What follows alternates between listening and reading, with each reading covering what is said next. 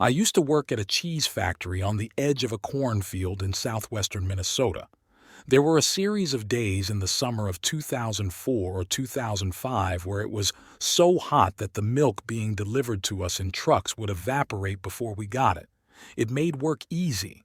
The dearth of milk denied us any actual labor, but management wouldn't let us stay home, so we would show up and mess around all shift. I was working nights at the time. It was 2 or 3 in the morning and I was out on the loading dock watching bats fly around the floodlights because I liked being out in the cool night air. The corn was about as high as my shoulder, so about 5 feet 10. As I was watching the bats, I looked down at the edge of the cornfield. Something was moving there. It was the size of a small child and very, very skinny, pale, with something that looked like a head of straight black hair. It moved in a sort of jerky gait, like someone dancing the robot badly. It moved in chunks, legs, then hips, then torso, shoulders, neck, and finally head. It was looking back into the cornfield, or at least I felt like it was. I felt prickly all over. I didn't know what it was. I thought it was a heron or something at first, but it looked too much like a person. It didn't move like a person, though. Gradually, step by step, it moved toward me. Letting my curiosity better my fear, I moved toward the edge of the dock, which was raised a few feet off the ground. When I got within a few feet of the edge, the thing looked at me. I was paralyzed. I could have run, but I was stuck somewhere between terrified and intrigued. It moved, its face still pointed at me. It ratcheted its body in that disconcerting, jerky movement toward the cornfield and went into it. I tried to watch where the field moved as it passed, but the corn remained perfectly still. I noticed that all the crickets were silent. After a few minutes, nothing happened.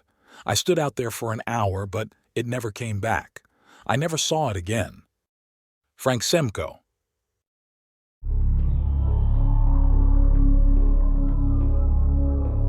You will never believe what I saw one very cold, dry November night.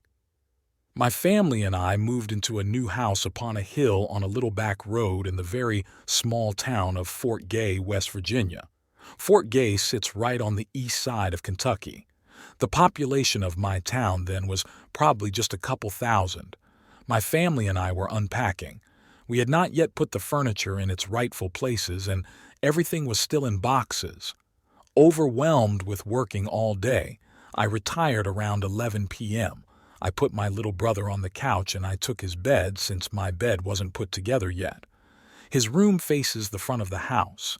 His window is around 20 to 25 feet or so off the ground. I was looking out the window when I saw it. It stood about 7 feet tall. I had no idea what it was, but I was frozen.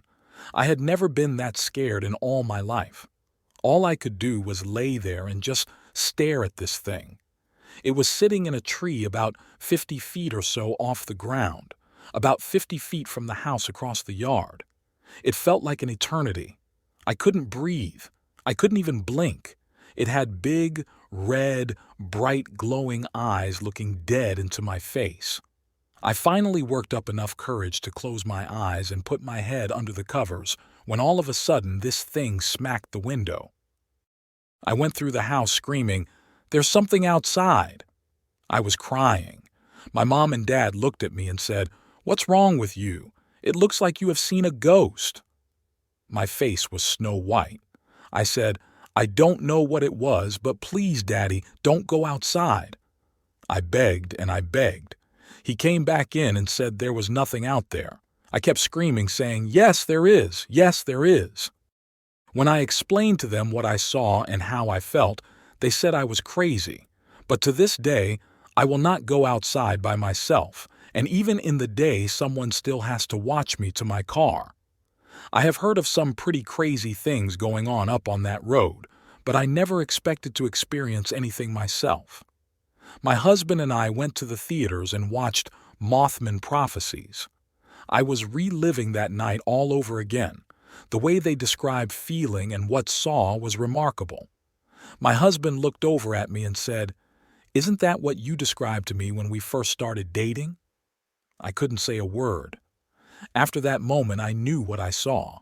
I believe in all heart of hearts I saw the Mothman. It's just a little weird. I only live about 80 miles south of Point Pleasant, West Virginia, where all that took place 37 years ago. It was exactly 32 years to the month when I saw it. Scarlet.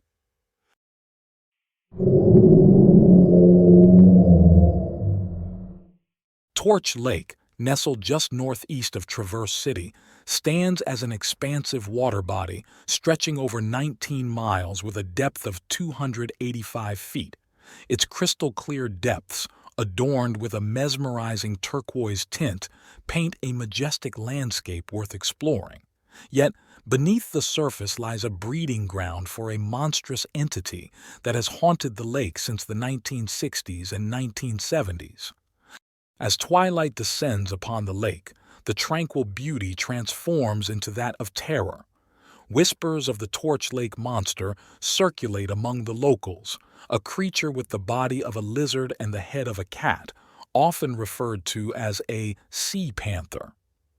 This abomination emerges from the depths after sunset, a nocturnal predator seeking to feast on the unsuspecting souls who are still on the lake after dark. Countless drownings, shrouded in mystery, are attributed to this monster as it lurks waiting to strike. Boaters, swimmers, and intrepid campers who venture into forbidden territories become targets of the monster's relentless pursuit. The creature's presence casts a shadow over Torch Lake, turning its serene waters into nightmares.